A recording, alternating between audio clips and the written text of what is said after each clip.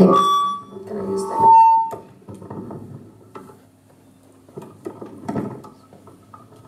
Thank you very much. Joint Presidents, members of the head table, the Honourable Minister Dr. Nrt-Sl, Acting High Commissioner, members of the mission, and members of the Nrt-Sl, and ladies and gentlemen, it is a privilege to be here and to speak about our country, to speak about the progress, to speak about the pitfalls, to speak about what all of us could do to make Sri Lanka a better place for everyone. If I may add to some of the stuff, some of the things that Dr. Nrt-Sl mentioned about what the new government has been doing, let me take a gender perspective to exactly what the new government has been doing.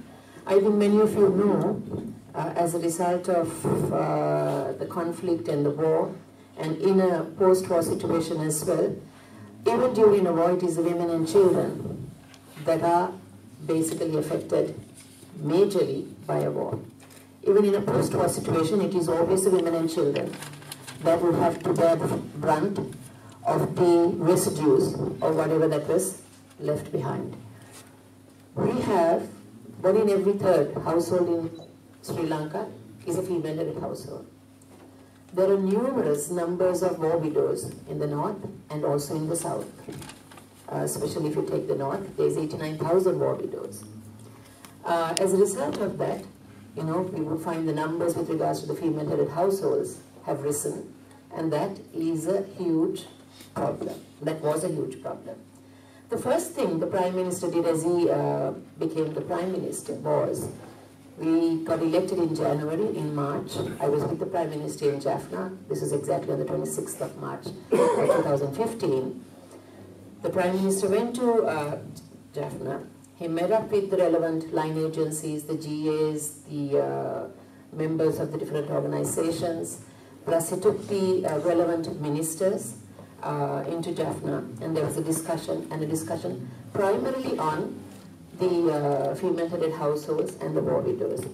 And he immediately appointed a committee to look into the grievances of the female-headed households, headed by Shanti Abhinayaga Singha.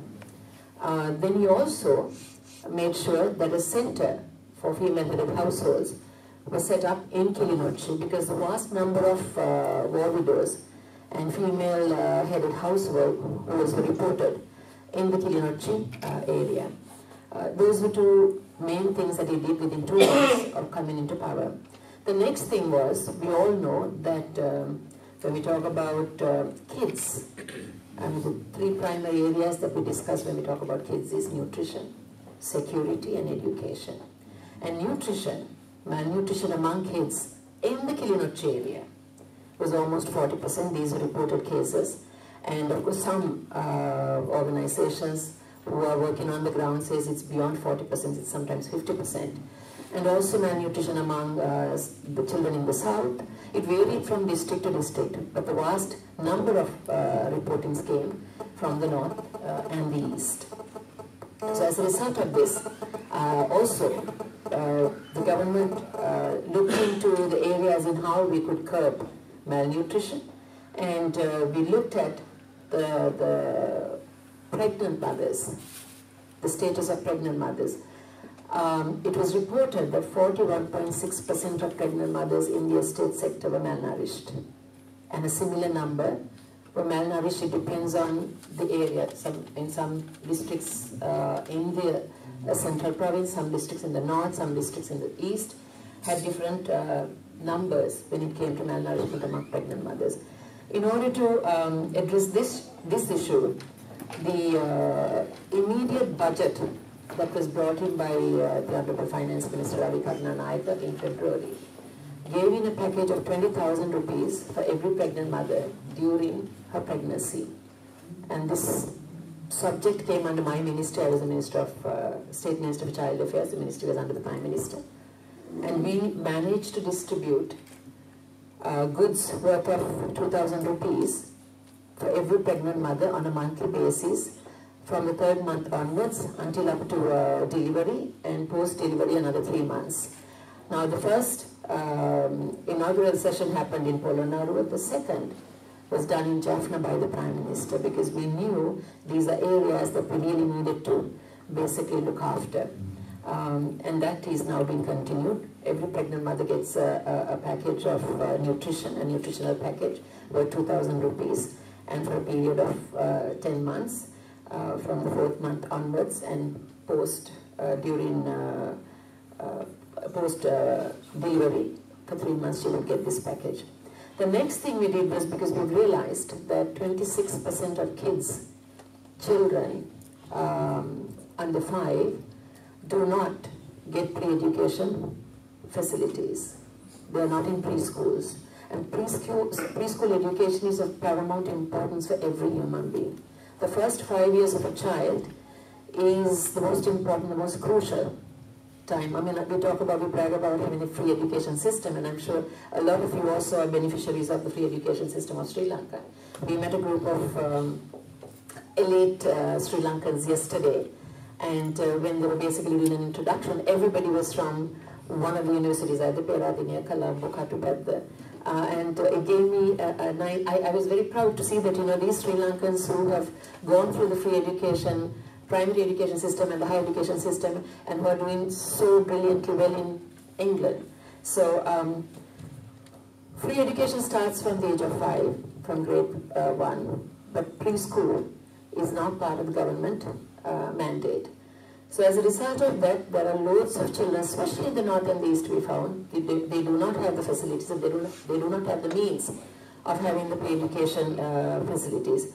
So during my tenure in the 100-day program, I managed to have many debates and dialogues with the World Bank, and we got $50 million to improve the free education system, to give grants to children who cannot afford to get into preschools, and also to make sure that 26% that are not in preschools, to have preschool, to be able to have preschools, and also to change the preschool curriculum, because Montessori's back home come up like mushrooms, and they do not have proper standards. And of course, teachers teach things what the parents want their children taught, because their primary objective is to get the child into a premier national school, and they want to pass that first grade test before they enter school. So this preschool curriculum was also a little warped, and we needed to have a proper preschool curriculum according to the international standards, and that was also done together with the World Bank. So there have been many things apart from what Professor Dr. Nrt-Sl stated. Many things with regards to gender issues. The Prime Minister was very sincere in improving the numbers in the local councils for women, because our numbers are appalling. If you take the world, we are the lowest when it comes to national politics or women in the decision-making arena, whether it's at the national level, provincial level, or the local level. So the first thing the Prime Minister did was he brought in amendments to the local council bill, where from the next election onwards there will be 24% of women in every local council, so to enable women to basically contribute, because I don't think we have actually explored the capacity of a woman back home, except in the area of using her and sending her for slavery to earn that #1 into the country, which is absolutely a saddening thing. And this is probably why we are all here, because we want to stop this. We want to stop the mothers from going overseas and earning that dollar. I mean, it's a right. I mean, we can't stop her from going overseas and earning the dollar. But the status that she goes in and the kind of job that she engages in is not something that I can be proud of. You know, if you're talking about enabling women to live in dignity with power sharing and equality, then there's something radically wrong if we are forcing them, because they have no other option or no other avenue to go overseas and earn their dollar as a housemaid or doing slavery. So for this reason, this is why I think Dr. Nrt-Sl very carefully and very eloquently articulated the fact that, you know, our trade or exports have come down from 30% to 35% to below 15%. And as a result of that, women are the ones who face the brunt of this whole thing because they're so poor and because of absolute poverty. Just to feed their children or to fend for their children or hoping that their children will have a better tomorrow, they leave to the Middle East, leaving the child in somebody's care, not knowing exactly how that child is going to be raised. And as a result of that, there's a social problem that has arisen in the country where child abuse and violence against children are reported on a daily basis. I was appalled as a member of parliament to read in a short span of 4 years, the reported cases against children were 32,259. Reported cases against women were 39,600, but children, 32,259. And these cases, it has been said, the reported cases are 1 in 10 of what actually happens on the ground, because there's a stigma attached to somebody going out there and reporting, and also when they go to report cases, invariably they get abused again, or they've been told that, you know, it happened because of your so-and-so or whatever, so go back, and there's a lot of political influence that would have been used in the past, so people do not go. It is very rare that you find somebody going, and if that is the case, 32,000 is an appalling number. Now, why are these numbers? UNICEF did a study recently and found that 80% of the children who have faced violence, the child knows the perpetrator. He's somebody closely connected to the family. 60% are somebody that the family very well, so the family is acquainted with very well. 40% is a close relative. And the close relative sometimes could be, because there's a lot of incest reported in certain areas as well. That is simply because when they did the survey, when they did the research, they discovered that a vast number of children that were abused are children of mothers who went overseas. So we need to, you know, find a solution to enabling the mothers who have absolutely no means of livelihood, and the only choice that is left behind is for them to go overseas and work as a domestic aid and bring the money. We need to stop that. We need to find new avenues, new economic development programs, perhaps, you know, more investment opportunities, or give them different livelihood programs. So for this reason, we have realized that if Great Britain would come out of the EU, we are going to be faced with some hard realities, which is not going to be very positive as far as our economy is concerned, because we were counting and hoping for the GSP in the next 6 months, like Dr. Nrt-Sl mentioned. I am sure we're going to be awarded the GSP back again, and we would have so many concessions. We were hoping to improve our trade back into the EU, and out of the 30% of the trade that comes into the EU, 40% of that is into Great Britain. So all this, I'm talking on a very selfish point of, in a very selfish manner, because for me, I love my country. And I am only concentrating on the Sri Lankan perspective in this stronger in or exit scenario. Because I strongly believe that Britain being in the EU is going to be advantageous for Sri Lanka. I know you live here, so you know exactly what you're faced with, and you may have your reasons to why you want to exit or to stay in.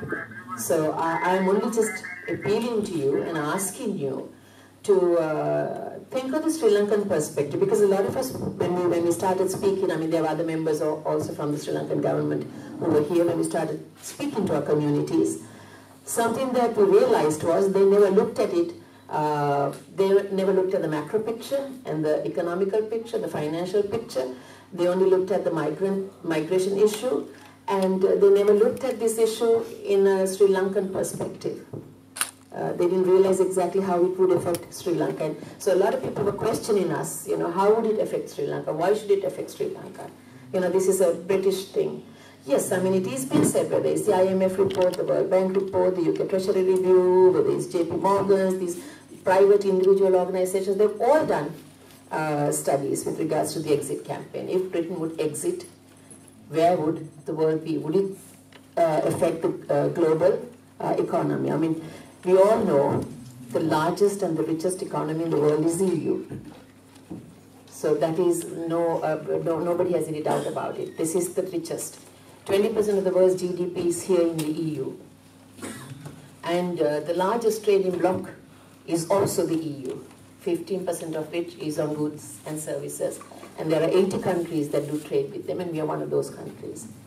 So for us, losing out on exporting our exports, because the number one foreign dollar revenue comes in from the migrant woman worker. The number two is from the apparel industry, the tea, and the exports. So we're going to lose big time if Britain would exit from the EU.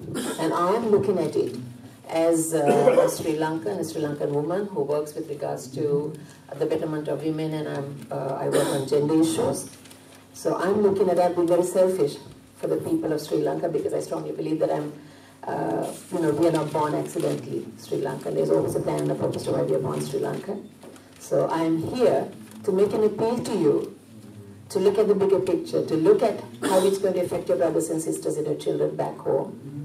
And if you could support us in the Stronger In campaign, that is my appeal. This is just to add to what Dr. Nrt-Sl had to say, and to also appeal to you, because the President and the Prime Minister both wanted a team to come in here, and they've both given a message to the Nrt-Sl, who lives here, asking you, of course it is your choice at the end of the day, but giving the reasons to why Sri Lanka would like to see you vote in the In campaign.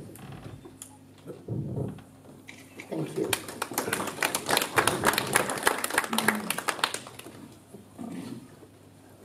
Thank you, Mrs. Rosie Sananayaka. You have eloquently put your point of view on an issue that is very touching, on the issue on the females, the sufferings of the females in the north and the south, and also the children. These are very important issues, and I think the government is taking the right steps on this direction. I have my own feeling about that, because I know how my sister-in-law suffered when my brother was killed. She went through a very arduous process. So everything that's said really filter into my thoughts. So very welcome speech. I'm sure the government will take meaningful steps, and we also on our own do whatever we can to empower our people in a much broader sense. Before we go to the question and answer session, there are two contributors I'm waiting to invite. The first one I want to come to the front is Nirushaini. I don't know what she is going to talk, so it is going to be a lot of surprises, I'm sure. So I invite Nirushaini.